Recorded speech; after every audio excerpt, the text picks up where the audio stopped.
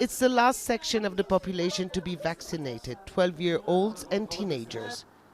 They are considered less at risk, but immunizing them has now become a priority. They are target of the vaccination because they absorb the Delta virus. They don't show any symptoms, but somehow infect the elderly, so they are the spreaders. Israel managed to vaccinate its way out of the pandemic with more than 80% of the population above the age of 40 having received their 2 doses. For 3 consecutive weeks, there were no coronavirus-related deaths. Israel was hailed as a success story, and the government lifted social distancing rules.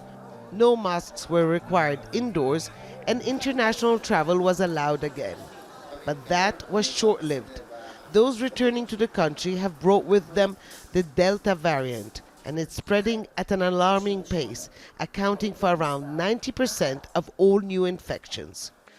The country is grappling with an increase in daily infections, now at a 4-month high.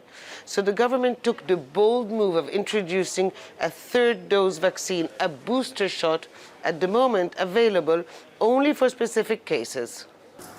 Only patients with chronic diseases or an already compromised immunity system are eligible for the 3rd jab.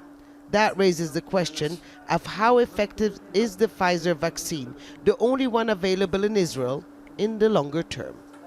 Health officials say its effectiveness has gone down to about 64% when it comes to the Delta variant. When you look on the long term, now we're looking on longer term, it was supposed to be reduced a little, more chance of becoming infected. Even if it was reduced from 90 to 60, as a fact, this is a PCR positive, test positive, but this is not being sick. And I'm not really interested of reducing the people being positive on the PCR. I want to reduce hospitalization. I want to reduce mortality. Still, the government is worried. Obligatory face masks indoors has been reintroduced, and there are new quarantine rules for returning travelers.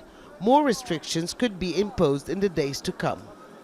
What happens next is a concern for everyone, here in Israel, and for those around the world who are closely monitoring how a fully immunized society faces new mutations of COVID-19.